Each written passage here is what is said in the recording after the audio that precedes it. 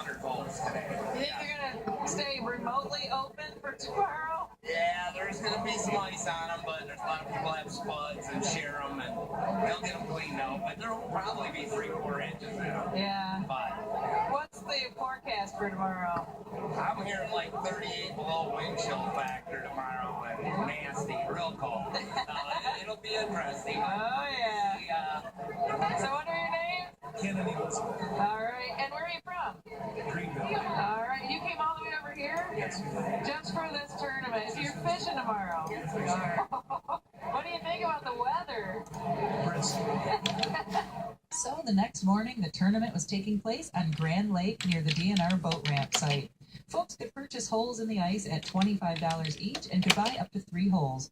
At 9 a.m., the fishing area opened, and there was a mad dash to claim their holes for the day. Even with the cold weather and winds this morning, there were still people who got here early to stand in line and have first crack at the best spots. What is going on out here? It's a windy day. So tell me, you got here at 6? Yeah, 6 o'clock. We had a couple people in line already at 6. Wow.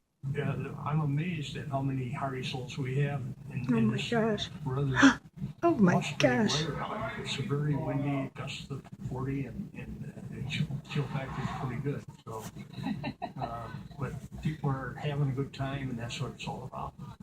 Everyone seemed to be having a good time out here in Oh spite my of the brutal gosh. conditions. At 9 a.m., ice anglers could head out to claim their holes for the day, but had to pass through inspection with the tournament committee before heading out. With some pretty big prizes up for grabs today, everyone's gear was inspected to make sure they were all fishing from an even playing field.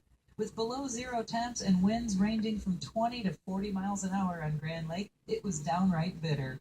Normally, that wouldn't be a problem once you set up your shanty and fired up the heater, but not today. Tournament rules prohibited the use of any windbreaks or shanties out here, so with their sights set on the impressive prize list, these folks toughed it out and got set up. Steve, what time is it? After 9? 9:15. And what's happening right now? Everybody that stood in line early this morning was up. They're trying to get their holes. And then- Sweating about getting ready. They can measure the depth. They get their bobbers ready. Whatever they're going to fish, get the tip-ups ready, and then they must take it out. And at noon, we fire a flare, and then we start fishing. All right, so hold on. Are they going to sit on the ice for 3 hours, not even fishing? Yes. They will. Can they leave? Yes. Come back? They can come to the tent. They can't leave the area. They can come to the tent. Oh, And once the tournament starts, once you leave, you must remove your bait. wow. All right. Well, surprisingly, quite a few hardy souls sat in front of their ice fishing holes waiting for the official start time of the tournament. At high noon, everyone dropped their lines in, and the 2015 Real Fun Ice Fishing Tournament had begun. There were plenty of different techniques being employed out here, but not many had to do with the fishing. Most of the ingenuity on display out here was how to keep from becoming an icicle for the 3-hour competition. A few folks made the most of it and decorated their areas with a festive theme. But for the most part, it was just a bunch of hardcore anglers focused on staying warm and hoping for that winning fish to swim their way. With the high winds and no windbreaks or shanties out here, it was pretty much impossible for me to talk to anyone on camera out here and have any good audio. The fishing seemed slow for the most part.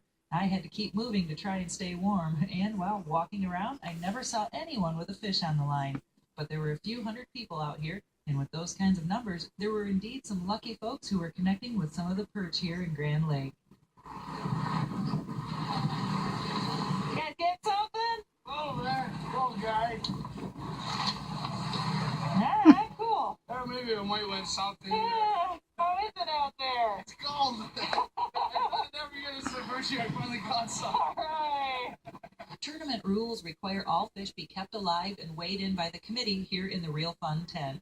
Once weighed in and recorded, the fish are released back into the water. The Real Fun tournament is set up just like a tournament over in Brainerd, Wisconsin, hometown of Tanya Spence. Tanya helped start the event here to help raise money for the River Center and to offer a fun wintertime event for Michigan anglers.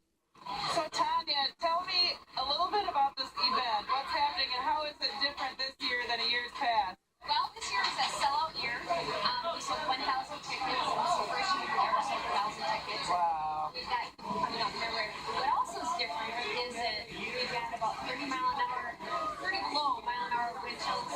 It's brutal outside, and people showed up. They came out of the all over the state.